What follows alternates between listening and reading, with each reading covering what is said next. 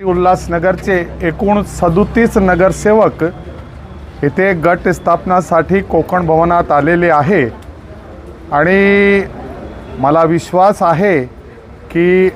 आमचे जे लोक सगळे निवडून आलेले आहे ते लोक उल्हासनगर महानगरपालिकासाठी चांगल्यापैकी काम करणार आहे आणि पूर्णपणे आम्ही एकत्र आहोत आणि आपण इथे सगळे माध्यमांचे समोर मी सांगतो आहे की महायुतीचा महापौर होणार आहे आणि आम्हाला नक्की आहे की उल्हासनगरचा नंदनवन आम्ही नक्की करू। महापौर पदासाठी गटनेता पदासाठी आमचे भारतीय जनता पार्टी जिल्हा अध्यक्ष श्री राजेश वद्र्या यांनी आम्ही एक मतांनी गटनेता म्हणून निवड केलेला आहे आणि राजेश वद्र्या सोबत आहे आपले हे गटनेता म्हणून ह्यांची निवड झालेली आहे एकमताने आणि आज त्यांच्या विधिवत आपण इथे स्थापन करतो गटनेता पद। महायुती म्हणून तुम्ही निवडणूक लढलेले आहात, मग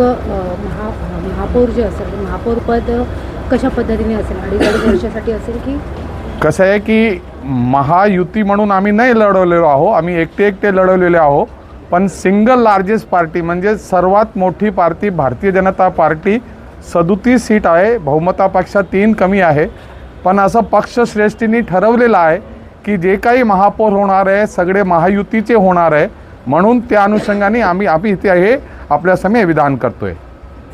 शिवसेनेचे काही फोडाफोडी झालेली आहे, साई पक्षाचे पण काही फोडाफोडी झालेली आहे, त्या पार्श्वभूमीवर भाजपचे काय संकेत असणार आहे? कसं आहे की शिवसेना पक्षाचा आणि भारतीय जनता पार्टीचा फोडाफोडी झाली आहे की नाही ह्याचा मला माहीत नाही आहे,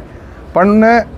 37 आम्हाला होती, 36 त्यांना होती, बाकी 4-5 नगरसेवकच होते म्हणून बहुतांशपैकी महायुतीने आपली जागा जिंकलेली आहे, तर मला असं वाटत नाही काही फोडाफोडी झालेली आहे। बोलणी झाली नाही, ते वरिष्ठ स्तरावर बोलणी होणार आहे आणि जसं वरिष्ठ आपला आदेश देतील त्याप्रमाणे आम्ही पुढचा निर्णय घेणार आहोत।